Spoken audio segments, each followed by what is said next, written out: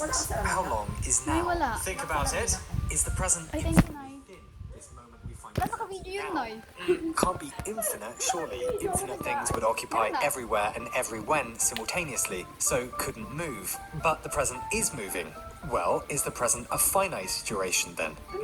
Maybe, but if it was, then couldn't we exactly isolate the moment the present gives way to the past? The nanosecond that events get crystallized and start trailing behind us? Couldn't we zoom in and in until we could see the border point, the threshold of time itself as now becomes was? And if we could, would that be the present?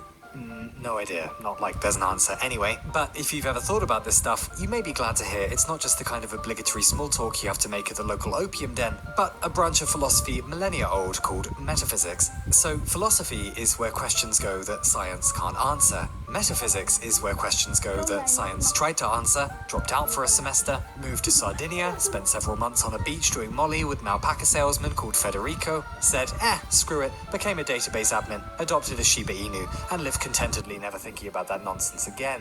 Metaphysics. Meta from the Greek for beyond or after, and physics from the Greek for lifelong chastity. Asking questions about the fundamental nature of reality, yes? Not where does the time go, but why does time move at all?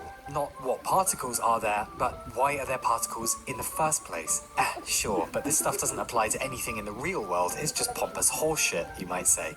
Yeah, probably is, I might reply. How is it going to help with world peace or space exploration, you might say? Yeah, that's true, I might reply. Where's the toilet, by the way, you might say?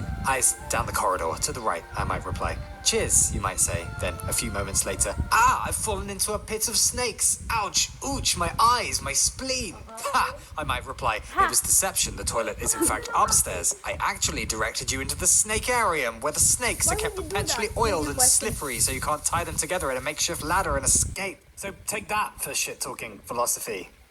Oof, you might say, and so forth. To be honest, there's no real danger, actually. The snakes are all vegetarians. I mean, except for Cerberus, devourer of flesh, king of the blood-drinking hellspawn. He's vegan. But metaphysics does matter, you despicable jellied eel. Like, if you want to build a sweet-ass bridge, then that's an engineering problem. But you'll need some good materials and calculations and whatnot, so then that's a physics problem. But you'll need to trust the matter the bridge is made of will actually keep existing, and the laws of nature will keep applying to it, which then that's a metaphysical problem. Talking of which, hey, what's this? Oh, it's a refreshing jug of angria, which is prepared the same way as sangria, but with a few drops of Tabasco. And you drink it while thinking of all the disparaging things your father said to you on the way home from orchestra practice that you certainly don't vividly remember 20 years later. Yes, but what is it?